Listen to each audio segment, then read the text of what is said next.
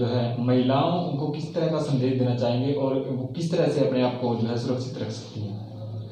महिलाएं जो स्पेशली जो गर्भवती महिलाएं हैं उनको थोड़ा ज़्यादा ध्यान देने की ज़रूरत है, क्योंकि उनको एक तो अपने बच्चे के ऊपर उसको बचाना है उस बीमारी से। तो उनके लिए जो टेस्टिंग होती है, हम हर सोमवार और वीरवार टेस्ट करते हैं गर्भवती महिलाओं के यहाँ पे जो होती है ANCs की टेस्टिंग होती है। और जो इसके साथ साथ हम कोविड का टेस्ट कंपलसरी कर रखा है कि जो भी गर्भवती महिलाएं यहाँ पे आ रही हैं उनका कोरोना टेस्ट हम ज़रूर कर रहे हैं, RT-PCR भी और रैपिड एंटीजन भी। तो जिससे ये है कि टाइम पे अगर जो उनको पता लग जाए तो बचाव हो सकता है उनका। और उनको उनके खाने पीने के ऊपर बहुत ध्यान देने के लिए बोल रहे हैं, इम्यूनिटी थोड़ी बढ़ जाए उनकी, थोड़ा सा खाने पीने से ठीक रहे और बीमारी से बचाव उनका बहुत ज़रूरी है। मौसम में बदलाव है, जो छोटे बच्चे हैं वो ज़्यादातर कहीं ना कहीं जो है सर्दी की चपेट में, तो किस तरह से उन्हें बचाया जा सकता है और कौन से रोग लग सकते हैं? छोटे बच्चों का तो है ही बचाव के लिए, उनकी इम्यूनिटी का सबसे कमज़ोर होती है और वो ठंड में ऐसे बिना गर्म कपड़ों के बाहर रहेंगे और पानी में हाथ देते हैं, ऐसे करके बीमार जल्दी हो जाते हैं। तो इसलिए उनके बचाव के लिए हम यही कहेंगे कि उनके माँ बाप को निर्देश दिए जाते हैं कि वो अपने थोड़े बच्चों का ध्यान रखें, सर्दी ना लगने दें, और जिससे आगे उनके सिस्टम थोड़ा ठीक वीक होने की वजह से उनको बीमारी होने का खतरा रहता है। महिलाओं की सुरक्षा के लिए क्या किसी प्रकार का कोई जागरूक अभियान भी चलाया जाएगा विभाग की तरफ से? महिलाओं की सुरक्षा के लिए एक तो PMSMA कैंप हमारा हर महीने 9 तारीख को लगता है। उसमें हम महिलाओं को बताया जाता है कि सारे खान पान की क्या क्या उनको सुरक्षा कैसे करनी है, अपनी गर्भवती महिलाओं को अपना बचाव कैसे करना है और अपने बीमारियों का उनको जैसे जो भी कुछ उनकी दिक्कत है तो वो अपना इलाज समय पे करवा सकें। मैं डॉक्टर निधि, डेंटल सर्जन हूँ, CHC मतलौडा। फैल रहा है, उसको लेकर के एरिया में किस तरह की गाइडलाइन जारी की गई है और क्या कुछ बचाव के लिए जो है लोगों को जागरूक किया था? कोरोना में जो आजकल आप देख रहे हो लगातार केस बढ़ रहे हैं, इसके लिए हमने पूरे महीने का एक रोस्टर बनाया हुआ है जिसमें हमने सैम्पलिंग बढ़ा दी है। अब जैसे शनिवार को सैम्पलिंग डे था पूरे हरियाणा में, तो उसके तहत जैसे हमारा डिस्ट्रिक्ट का टारगेट 5,5100 का था और हमारी जैसे CHC का टारगेट हमें 300 दिया था। हमने 436 सैम्पलिंग की थी उस दिन। जैसे उसमें ये गर्ल्स कॉलेज है और सुताना और रेरकला गांव में यहाँ कैंप लगाया था, तो 300 का टारगेट था, हमने 436 सैम्पलिंग की जिसमें कॉलेज में उसके हमने वहाँ पे मीटिंग करके और गाइडलाइन भी जैसे जारी की।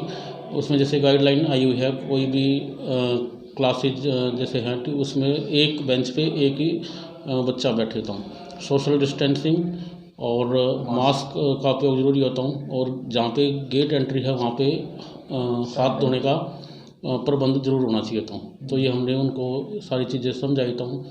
बाकी हम यहाँ पे जैसे अभी मंडी में लगातार हमने 3 दिन कैंप लगाया था, तो उसमें भी 7-8 आदमी पॉजिटिव मिले हैं। तो जैसे ये बिहारी जो लेबर के लिए बाहर से जो लेबर आई हुई है, उनका हमने ये मार्केट कमेटी के अंदर कैंप लगाया था हमने, और वहाँ पे जो मार्केट कमेटी के प्रधान हैं उनसे भी संपर्क किया और पुलिस प्रशासन का भी सहयोग लिया था। तो उसमें सैम्पलिंग वहाँ पे की गई और उनके एक मीटिंग करके आरटीओ की उनको सारी ये चीज़ें सोशल डिस्टेंसिंग, हैंड वॉश और ये सब का पालन करने के लिए हिदायत दी गई। तो बाकी हम मंडी में कितनी सैम्पलिंग हुई थी और कितने पॉजिटिव मिले थे? मंडी में टोटल हमने 3 दिन सैम्पलिंग की थी, उसमें टोटल 335 सैम्पलिंग हुई थी और 335 में से 8 पॉजिटिव मिले थे। तो जिनको हमने होम आइसोलेट कर दिया था, उनके सिम्टम थे जैसे बुखार, खांसी, था उनके हमने होम आइसोलेट जो करने के बाद उनको मेडिसिन घर पे देकर उनकी डेली मॉनिटरिंग हो रही है। उसके अलावा एक होम आइसोलेशन की टीम अलग से है जो डेली उनको मॉनिटर करती है। तो एक सर RT-PCR का टेस्ट होता है, हाँ जी, उसका अपने यहाँ हॉस्पिटल में वो फैसिलिटी प्रोवाइड है? हम यहाँ पे और उसकी रिपोर्ट कब तक आ जाती है? क्योंकि RT-PCR का टेस्ट तो वही करवाता है जिसको फ्लाइट वगैरह का यूज़ करना हो। नहीं, RT-PCR हमारे पास हम RT-PCR भी कर रहे हैं और रैपिड एंटीजन भी टेस्ट कर रहे हैं।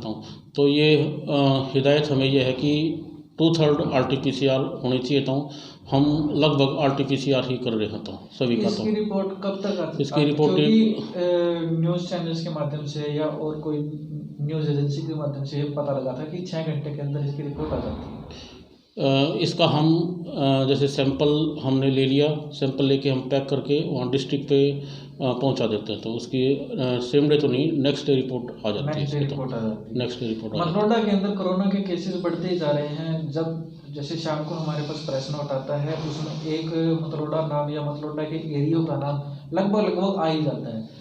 क्या कारण है कि जो इस एरिया से कोरोना केसेस बढ़ रहे हैं? इसका कारण एक तो ये भी है कि जैसे अभी सीजन दिवाली जैसे फेस्टिवल, उसमें लोगों की गैदरिंग काफ़ी मात्रा में आवाजाही ज़्यादा रही था और लोगों ने मास्क जैसे इतना प्रयोग नहीं किया था। तो एक ये भी रीज़न हो सकता था। और दूसरा जैसे दिल्ली में केस ज़्यादा बढ़ रहे हैं, तो दिल्ली से पानीपत अप डाउन नज़दीक होने के कारण एक कारण ये भी हो सकता था। लेकिन हमने ये पुलिस प्रशासन की मदद से भी, BDO ऑफिस की तरफ से भी मीटिंग करके लोगों को हिदायतें दे दी है। तो डॉक्टर साहब, जैसे अभी हम मतलोडा मार्केट से या कहीं से भी हम क्रॉसिंग करते हैं, लोग मास्क पहनना भूल चुके हैं, लगाना भूल चुके हैं। हाँ, इसके लिए हमने जैसे चालान भी काटे हैं।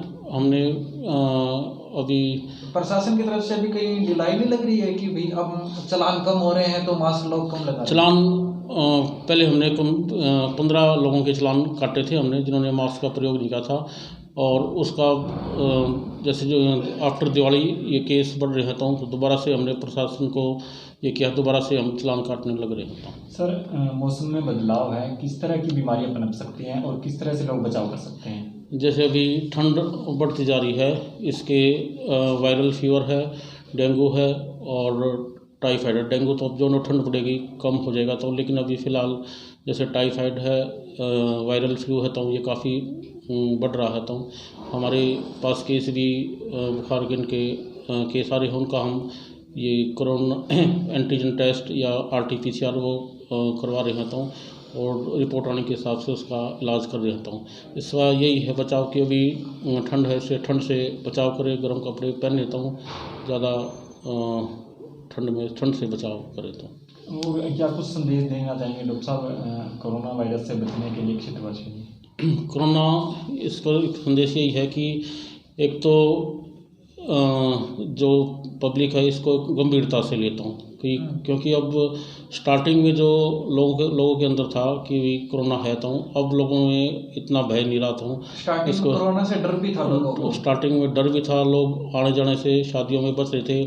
अभी जैसे शादी में भी आप देख रहे हो तो लोग बगैर मास्क के तो गैदरिंग लगभग नॉर्मल सा हो रहा था। लेकिन एक संदेश ये है कि इसको गंभीरता से ले, ये बीमारी मतलब खतरनाक गंभीर कारण दे सकती है। तो और इससे जो ये चीज़ें बताई है, तो सोशल डिस्टेंसिंग, हैंड वॉश और मास्क, इनका उपयोग जरूर करें। तो कोरोना के साथ साथ डॉक्टर साहब एक स्वाइन फ्लू दोबारा से फैलने लगा है, दोबारा से नाम आने लगा है, उसको लेकर अपने मतलब स्वाइन फ्लू के इसके रिगार्डिंग हमने जैसे अभी स्कूल कॉलेज तो ये बंद है, हम ये VHND करते हैं, विलेज हेल्थ मीटिंग। तो यहाँ पे गांव में जाके और हेल्थ टॉक देते हैं, स्वाइन फ्लू से कैसे क्या होता है, इससे कैसे बचाव करें। वो हम हर महीने मीटिंग जैसे हमारी होती है, तो लोगों की मीटिंग यहाँ आशा वर्कर है, उनकी मीटिंग करके वो आगे संदेश देती है, हम खुद भी जाते हैं। तो